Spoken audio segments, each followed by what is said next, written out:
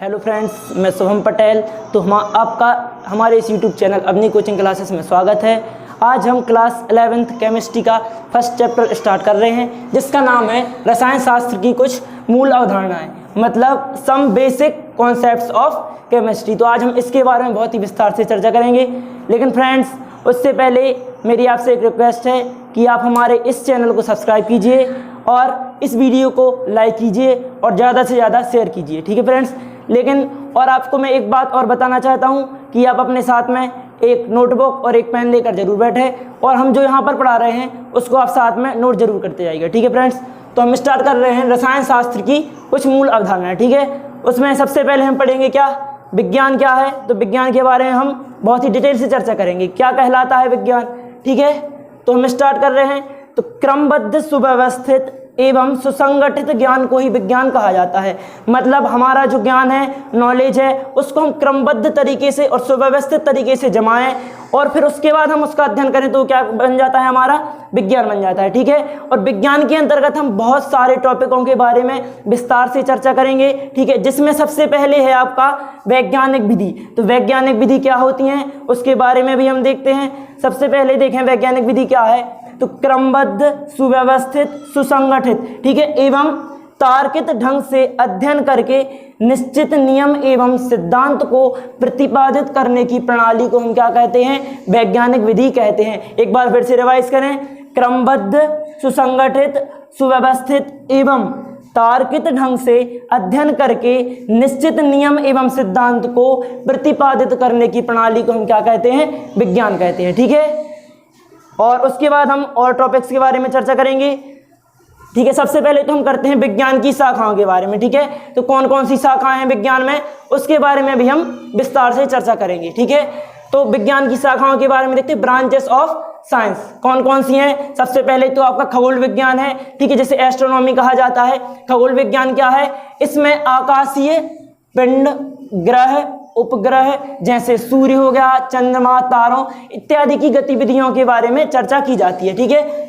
अर्थात रसायन विज्ञान की मतलब विज्ञान की वह शाखा जिसके अंतर्गत हम पिंड, ग्रह, ठीक, जैसे ग्रह, उपग्रह जैसे हो गया सूर्य, चंद्रमा, तारों इत्यादि के बारे में विस्तार से अध्ययन करते हैं, क्या कहलाती है, खगोल विज्ञान कहलाती है, ठीक है। अब उसके बाद हम देखते हैं भूविज्ञान, जियोलॉजी क्या है, ठीक है। तो पृथ्वी, पर्वत, नदी, चट्टान आदि की बनावट व आयु आदि का अध्ययन इस शाखा के अंतर्गत किया जाता है। अर्थात विज्ञान की वह शाखा जिसके अंतर्गत हम पृथ्वी, पर्वत, नदी, चट्टान आदि की बनावट एवं उनकी संपूर्ण जानकारी का अध्ययन करते हैं, क्या कहलाती है, हमारी भूविज्ञान कहलाती है, ठीक है, जियोलॉजी, ठीक।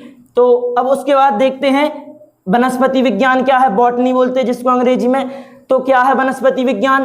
वनस्पति विज्ञान में पेड़, पौधे, जड़, तने, बीज, फल आदि का अध्ययन किया जाता है, ठीक है। मतलब रसायन विज्ञान की वह शाखा जिसके अंतर्गत हम पादपों की समस्त क्रियाओं और उनकी समस्त गुणों के बारे में अध्ययन करते हैं, क्या कहलाती है, वनस्पति विज्ञान कहलाती है। क्या कहलाती है दोस्तों, वनस्पति विज्ञान, ठीक है। उसके बाद हम चर्चा कर रहे हैं जंतु विज्ञान पे, जूलॉजी बोलते हैं जिसको, ठीक है। तो जूलॉजी क्या है, तो जीव जंतुओं के बारे में अध्ययन किया जाता है। मतलब विज्ञान की वह शाखा जिसके अंतर्गत हम क्या करते हैं, जीव जंतुओं के बारे में अध्ययन करते हैं, क्या कहलाती है, जंतु विज्ञान कहलाती है। क्या कहलाती है फ्रेंड्स, जंतु विज्ञान, ठीक है। उसके बाद हम देख रहे हैं किसके बारे में, भौतिक विज्ञान के बारे में, जिसे हम फिजिक्स बोलते हैं, ठीक। तो फिजिक्स क्या है, अब उसके बारे में भी हम चर्चा कर लें, ठीक है।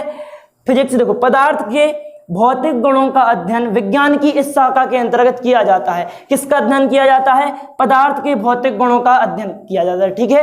अर्थात विज्ञान की वह शाखा जिसके अंतर्गत हम क्या करते हैं, पदार्थ के भौतिक गुणों का अध्ययन करते हैं, क्या कहलाती है, भौतिक विज्ञान कहलाती है, ठीक है। और इसके अलावा इसके अंतर्गत जो पदार्थ के भौतिक गुण हैं उनको प्रभावित करने वाले कारक जैसे ताप हो गया, दाब हो गया, ठीक है, इन सब के बारे में भी हम विस्तार से अध्ययन करते हैं, ठीक है। तो हम उसके बाद और आगे देख रहे हैं क्या है। उसके बाद हमारी आ गई रसायन विज्ञान। रसायन विज्ञान क्या है, जो हमारा मुख्य टॉपिक है आज का, उसके बारे में चर्चा करते हैं, ठीक है। तो हम देखते हैं रसायन विज्ञान क्या है, जिसे हम केमिस्ट्री बोलते हैं अंग्रेजी में, उसके बारे में हम आगे चर्चा कर रहे हैं, ठीक। तो प्राकृतिक विज्ञान की वह शाखा जो द्रव्य और उसके सूक्ष्म कणों जैसे अणुओं, परमाणुओं के गुणधर्म, संरचना तथा ऊर्जा द्वारा उनमें होने वाले प्रभावों का अध्ययन प्रस्तुत कराती है। क्या कहलाती है? रसायन विज्ञान कहलाती है। अर्थात इसका मतलब ये हुआ कि विज्ञान की वह शाखा जिसके अंतर्गत हम क्या करते हैं, द्रव्य, यहाँ पर द्रव्य का मतलब कोई लिक्विड वगैरह नहीं, इसका मतलब होता है पदार्थ। ठीक है, क्या होता है? इसका मतलब होता है पदार्थ। ठीक है, तो इसके अंतर्गत हम किसका अध्ययन करते हैं? द्रव्य के गुणों के बारे में, ठीक है, और उनकी संरचना के बारे में हम अध्ययन करते हैं। ठीक है, अब उसके बाद हमारी रसायन विज्ञान तो कंप्लीट हो गई। अब इसकी और महत्व और कार्यक्षेत्र के बारे में भी हम बहुत ही विस्तार से चर्चा करेंगे इस वीडियो में। ठीक है, तो हम सबसे पहले देखते हैं रसायन शास्त्र का महत्व एवं कार्यक्षेत्र। ठीक है, तो इसके बारे में भी हम यहाँ पर बहुत ही विस्तार से पढ़ रहे हैं। ठीक, तो सबसे पहले तो देख रहे हैं, सबसे पहले हम देखते हैं महत्व। ठीक, इंपॉर्टेंस क्या है इसका, तो इंपॉर्टेंस के बारे में देखें। रसायन विज्ञान का कुछ मुख्य क्षेत्रों में निम्नलिखित महत्व है। जो रसायन विज्ञान है इसका बहुत सारे क्षेत्रों में अलग अलग महत्व है। ठीक है, उसके बारे में हम बहुत ही विस्तार से पढ़ेंगे। ठीक, तो सबसे पहले तो स्वास्थ्य रक्षा के क्षेत्र में जो हेल्थ प्रोटेक्शन है उसके बारे में पढ़ रहे हैं। ठीक, आधुनिक रसायन के रोग उन्मूलन एवं स्वास्थ्य रक्षा में अविस्मरणीय योगदान है। ठीक है, तो जो ये रसायन विज्ञान है इसका महत्वपूर्ण योगदान एक स्वास्थ्य रक्षा के क्षेत्र में भी है। ठीक है, जो रोग उन्मूलन होता है मतलब रोगों का उपचार करने में, ठीक, और स्वास्थ्य रक्षा में मतलब हमारे स्वास्थ्य की रक्षा करने में। ठीक है, तो इसका रसायन शास्त्र का यहाँ पर भी बहुत ही महत्वपूर्ण योगदान है। अब उसके बारे में, उसके अंतर्गत भी बहुत सारे टॉपिक हैं। इस क्षेत्र में प्रमुख योगदान निम्नलिखित है। ठीक है, नंबर 1 तो है आपका जीवन रक्षक औषधियाँ। ठीक, लाइफ सेविंग ड्रग्स। तो जीवन रक्षक औषधियाँ क्या होती हैं उनके बारे में भी देखते हैं। हृदयघात, पक्षाघात, कैंसर आदि के लिए निर्मित दवाएं जीवन रक्षक औषधियां कहलाती हैं। ठीक है, कौन कौन सी कहलाती हैं जीवन रक्षक औषधियां? हृदयघात, हृदयघात मतलब हार्ट अटैक। ठीक, पक्षाघात मतलब पैरालाइज, कैंसर आदि के लिए निर्मित दवाएं क्या कहलाती हैं? जीवन रक्षक औषधियां कहलाती हैं। ठीक, तो जीवन रक्षक औषधियां हो गई। अब उसके बाद देखते हैं हम रोग रोधक। रोग रोधक क्या है? जो प्रोफाइलैटिक होते हैं उनके बारे में भी हम देखते हैं। तो बीमारियों को होने से रोकने के लिए, ठीक, टीके, वैक्सीन एवं रोग रोधक आवरण उत्पन्न किया जाता है या फिर रोग रोधक आवरण का निर्माण किया जाता है। ठीक, ये सब किसके अंतर्गत आते हैं? रोग रोधक के अंतर्गत आते हैं।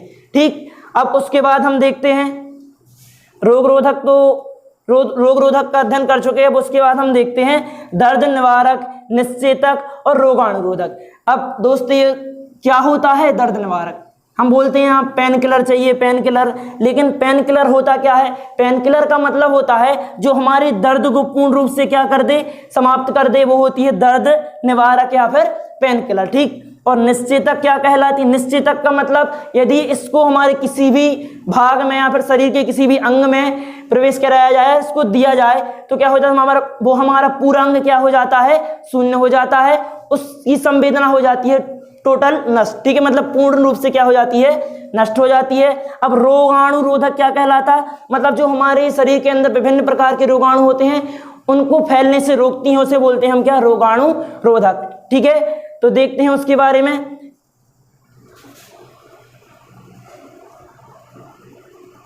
क्या है?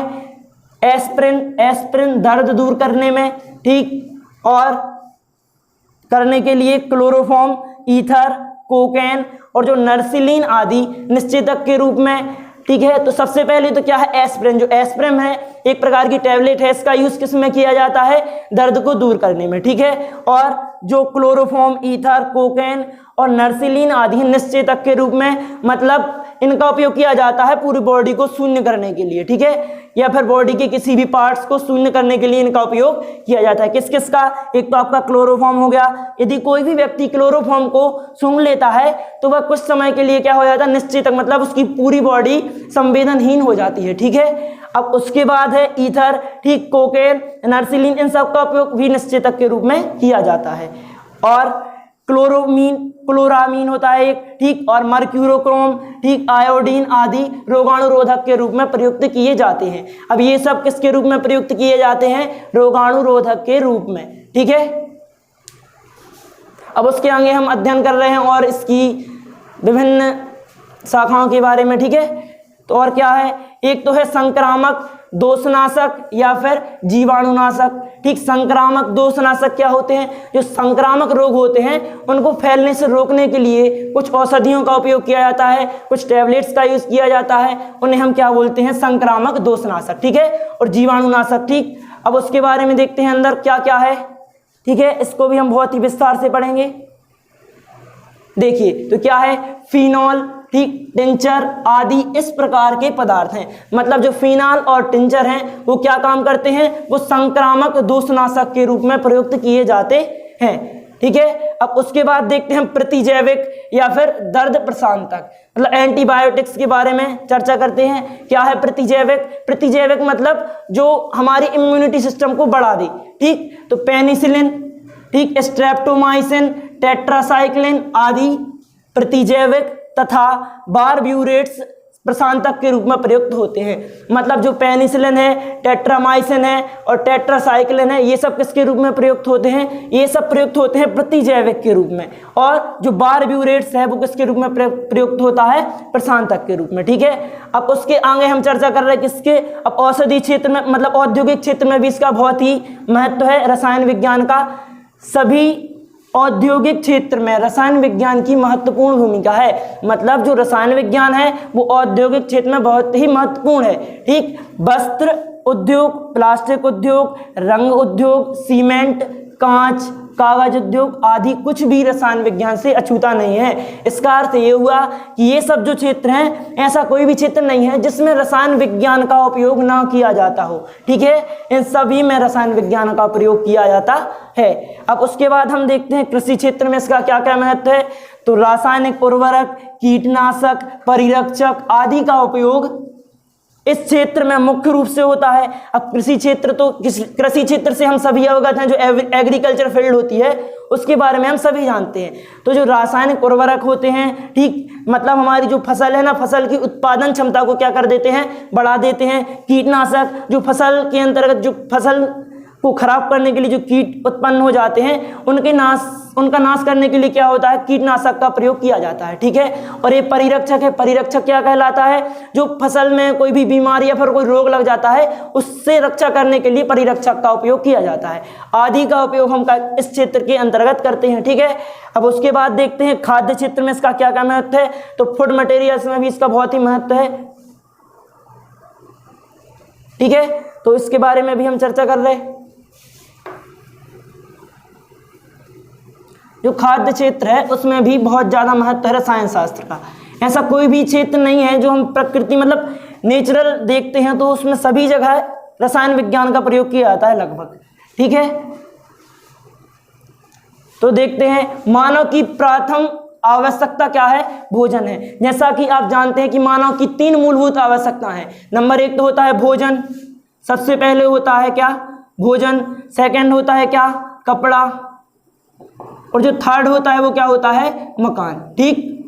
ये 3 चीजें मानव की मूलभूत आवश्यकता हैं। इनके बिना मानव अपना जीवन सुगमता से नहीं जी सकता, ठीक है। तो प्राथमिक अवस्था कौन सी है आपकी, भोजन है। तो मानव की प्रथम आवश्यकता भोजन है। रासायनिक उर्वरकों ने फसल की पैदावार में वृद्धि कर विश्व की बढ़ती जनसंख्या के लिए भोजन उपलब्ध कराया है। तो रसायन विज्ञान का इसमें भी बहुत ही ज़्यादा महत्व है। रासायनिक उर्वरकों ने फसल की पैदावार में क्या कर दी है, वृद्धि कर दी है, जिससे हमारी जो जनसंख्या वृद्धि हो रही है फिर बढ़ती जनसंख्या के लिए क्या कराया है, पोषण उपलब्ध कराया है, ठीक है। और चीनी, वनस्पति घी, सैकरीन आदि रसायन विज्ञान की ही देन है। तो जो चीनी, वनस्पति घी, सैकरीन आदि बहुत से ऐसे निर्माण उत्पाद हैं जो किससे बनते हैं, रसायन विज्ञान की ही देन है, ठीक है। अब उसके बाद देखते हैं वस्त्र में। तो जो हमारी दूसरी मूलभूत आवश्यकता है क्या है, कपड़ा या फिर वस्त्र। तो उसमें भी बहुत ही महत्वपूर्ण योगदान है। दूसरी मानवीय अवस्था क्या है, ये दूसरी मानवीय अवस्था है वस्त्र, ठीक है, या फिर कपड़ा। आवश्यकता वस्त्र की पूर्ति रसायन विज्ञान ने अनेक संश्लेषित धागे बनाकर की है। तो जो रसायन विज्ञान के द्वारा ही हम अनेक संश्लेषित धागे बना सकते हैं, ठीक है। जैसे जूट हो गया, कपास, इन सब के धागे किसके द्वारा बनाए जाते हैं, रसायन विज्ञान के द्वारा ही बनाए जाते हैं, ठीक है। जैसे आपका ये हो गया टेरिलीन, डेक्ट्रॉन, नायलॉन और रेयन, ये सब किससे बनाए जाते हैं, हमारे केमिस्ट्री की ही देन है, मतलब केमिस्ट्री मतलब रसायन विज्ञान की ही देन है। ठीक है, अब और आगे देखते हैं भवन, जो मानव की तृतीय आवश्यकता है। तृतीय आवश्यकता क्या है मानव की? भवन, बिल्डिंग्स। ठीक, तो इसमें भी हमारे रसायन विज्ञान का बहुत ही महत्वपूर्ण योगदान है। मानव की तृतीय आवश्यकता रहने के लिए भवन है। ठीक, क्या है रहने के लिए? भवन। रसायन विज्ञान ने सीमेंट, इस्पात, जलरोधी तथा अग्निरोधी पदार्थ बनाकर भवन निर्माण को क्या कर दिया है? बहुत ही आसान कर दिया है, जिससे हम भवनों का निर्माण बहुत ही सुगमता से कर सकते हैं। ठीक है, अब उसके बाद देखते हैं धातु और मिश्र धातु में, इसमें इसका क्या महत्व है रसायन विज्ञान का। तो देखते हैं मेटल्स एंड एलॉयज के बारे में भी चर्चा करते हैं। रसायन विज्ञान ने धातु निष्कर्ष की विधि देकर क्या देगा? धातु निष्कर्ष, जिससे धातुओं का निर्माण किया जाता है, उनका निष्कर्ष किया जाता है। ठीक है, प्राप्त करना सिखाया है। तो रसायन विज्ञान से ही हम क्या करते हैं? इसकी सहायता से हम धातुओं का निष्कर्षण करते हैं। ठीक है, और उसके बाद है धातुओं के गुणों में वृद्धि करने के लिए उन्हें मिश्रित कर हजारों मिश्र धातुएं बनाई जाती हैं। मतलब अभी इतनी अधिक धातुएं तो उपलब्ध नहीं है कि हम उनका सभी क्षेत्रों में उपयोग कर सकें, तो इसके लिए हम एक धातु को दूसरी धातु में मिलाकर क्या बनाते हैं? मिश्र धातुएं बनाते हैं। ये भी रसायन विज्ञान की ही देन है। जैसे पीतल हो गया, इस्पात, कांसा आदि भी किसकी देन है? रसायन विज्ञान की ही देन है। जो मिश्र धातुएं हैं दैनिक जीवन में अति उपयोगी हैं।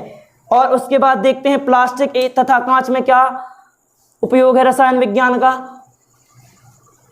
तो प्लास्टिक एवं कांच उद्योग में भी बहुत ही अधिक महत्वपूर्ण योगदान रहा है रसायन विज्ञान का, उसके बारे में भी देखते हैं। ठीक है,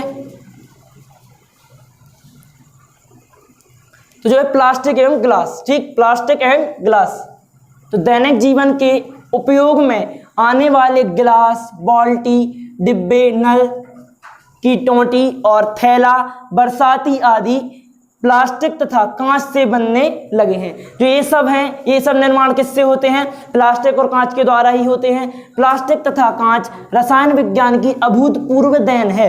क्या है? जो प्लास्टिक और कांच है रसायन विज्ञान की बहुत ही अभूतपूर्व, जिसका उपयोग हम प्रत्येक क्षेत्र में करते हैं, ये बहुत ही अभूतपूर्व देन है। ठीक है, अब उसके बाद देखते हैं ईंधन, फ्यूल। ठीक है, फ्यूल के बिना भी हमारा जीवन बहुत ही कठिन हो जाएगा। यदि हमारे पास फ्यूल नहीं है तो हमारा जीवन क्या हो जाएगा? बहुत ही दुर्गम हो जाएगा, कठिन हो जाएगा।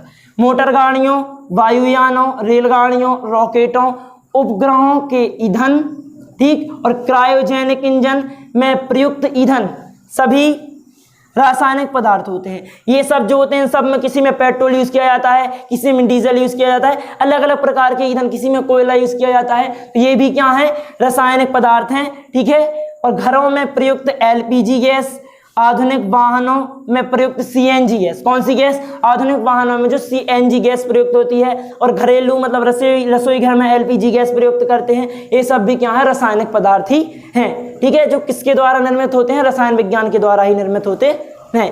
अब उसके बाद है सौंदर्य प्रसाधन। तो सौंदर्य प्रसाधन में भी इसका बहुत ही ज़्यादा उपयोग है। ठीक है, सौंदर्य प्रसाधन में काम आने वाली क्रीम, पाउडर, सुगंधित तेल, साबुन, सिंदूर, सुरमा, खिजाब, शैम्पू आदि रसायन विज्ञान की ही देन है। ये सब भी हमें किसके द्वारा प्राप्त होती हैं?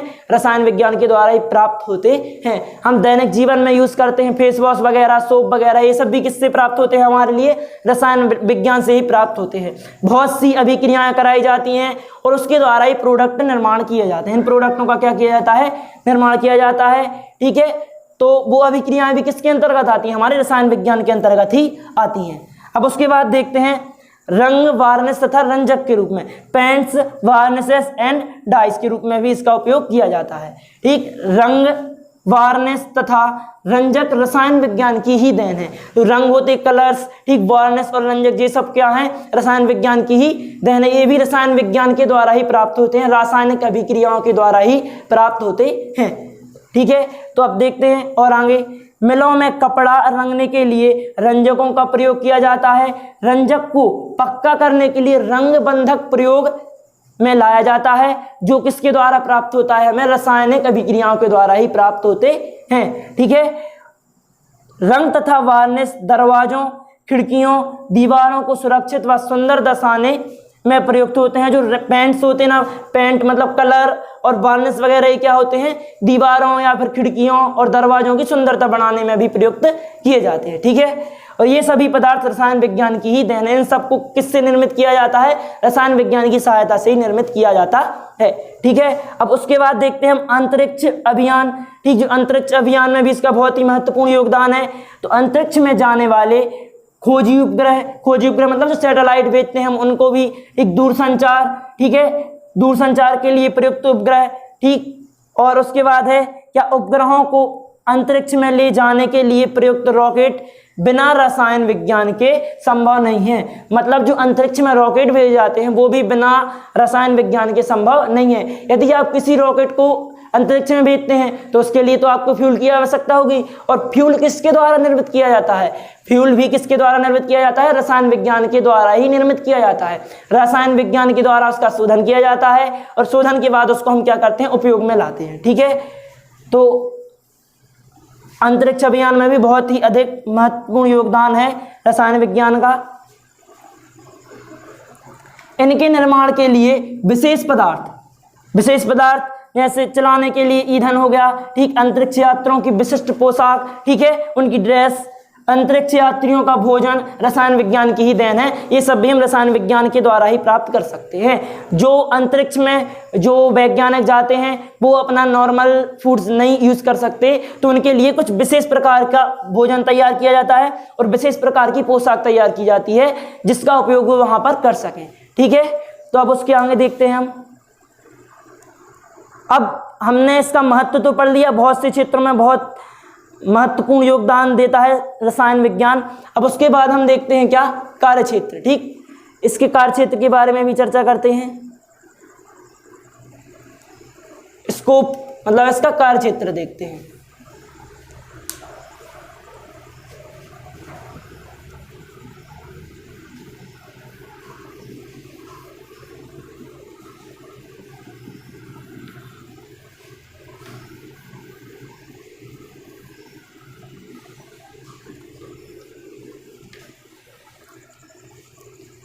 तो रसायन विज्ञान का कार्यक्षेत्र अति विस्तृत है, बहुत ही विस्तार है रसायन विज्ञान के कार्यक्षेत्र का।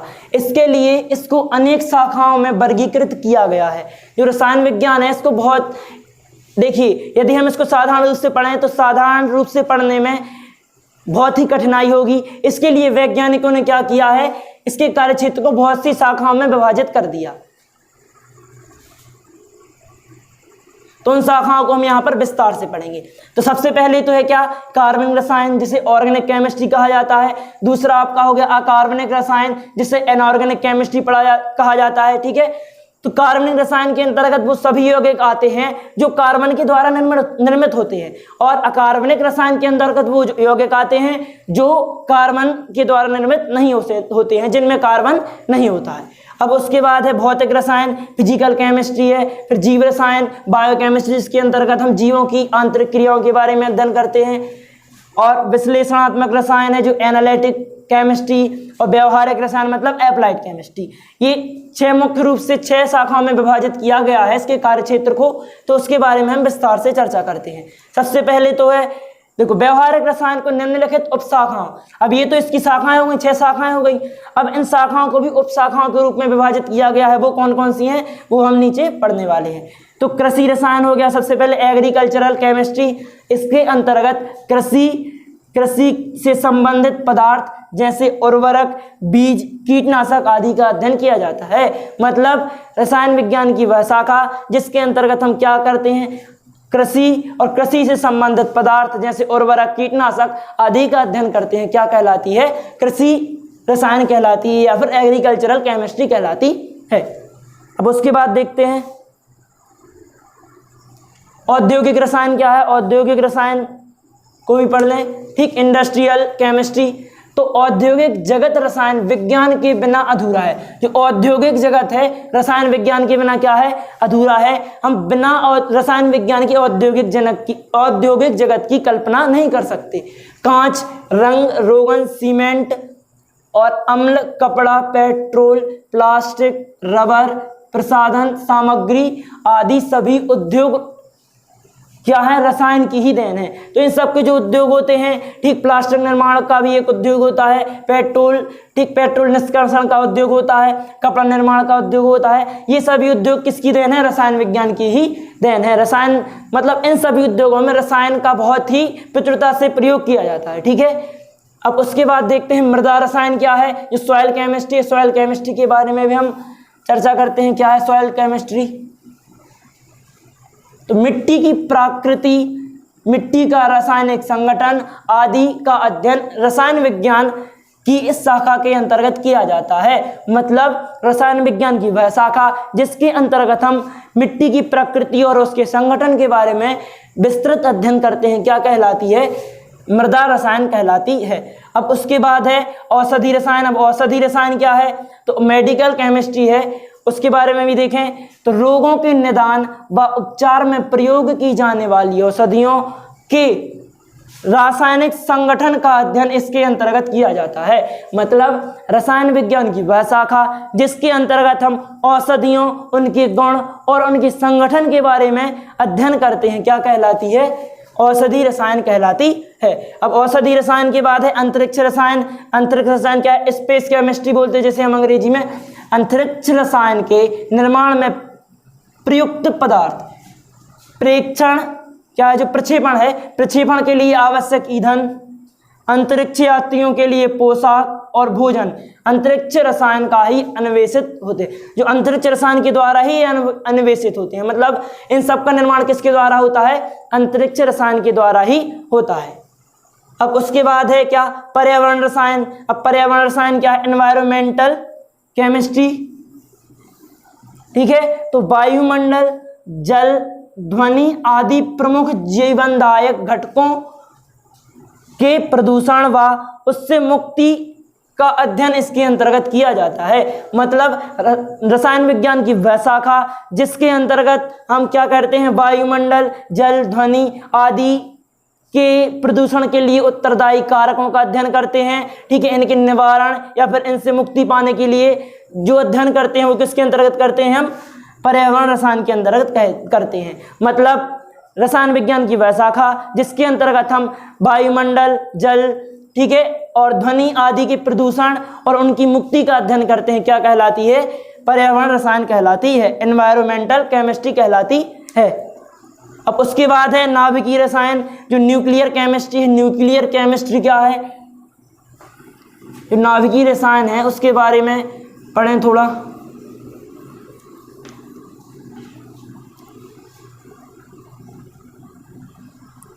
देखिए फ्रेंड्स, हमारे इस वीडियो पर आप लगातार बने रहें, आपको सब समझ में आएगा, कोई भी आपका डाउट नहीं रहेगा।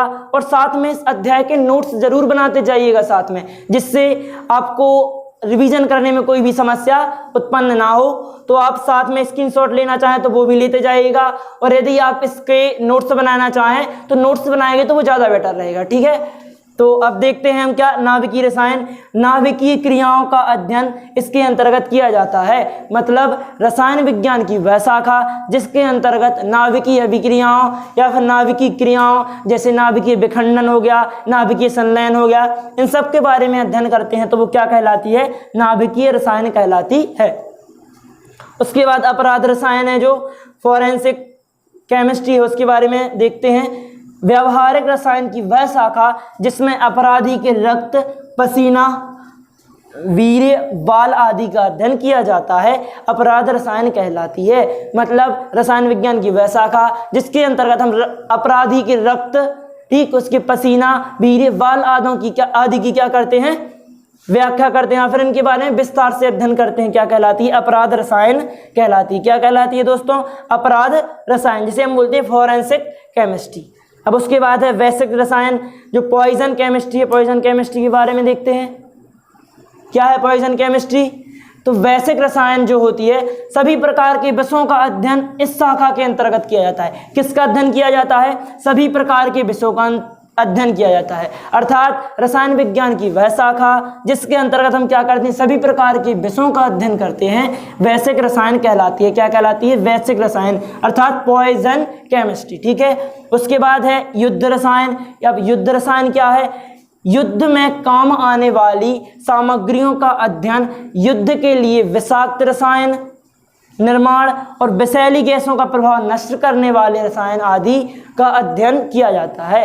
अर्थात रसायन विज्ञान की वह शाखा जिसके अंतर्गत हम युद्ध में काम आने वाली सामग्रियों का अध्ययन, ठीक, युद्ध के लिए विषाक्त रसायनों का निर्माण और विषाक्त गैसों से बचने के लिए जो उपाय होते हैं, इन सब का अध्ययन करते हैं, वो क्या कहलाती है?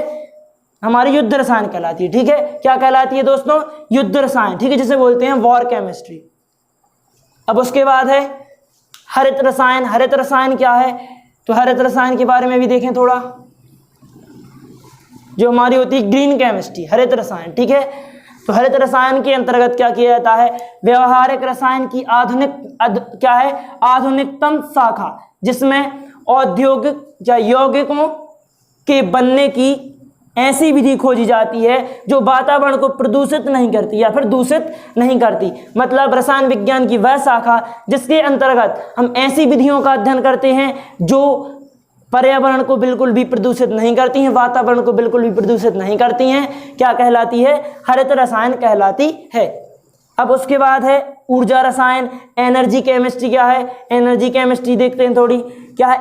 ऊर्जा की प्राकृतिक संसाधन, ऊर्जा के प्राकृतिक संसाधन है, जैसे पेट्रोल हो गया, कोयला आदि ऊर्जा की आवश्यकता की पूर्ति नहीं कर पाती। तो जो कोयला, पेट्रोलियम वगैरह है, वो सब इतनी प्रचुर मात्रा में तो उपलब्ध नहीं है पृथ्वी पर कि हम उनका यूज़ करते जाएं और वो और उत्पन्न होते जाएं। वो इतने जल्दी उत्पन्न नहीं होते हैं, उनको बनने में बहुत ही ज़्यादा समय लगता है।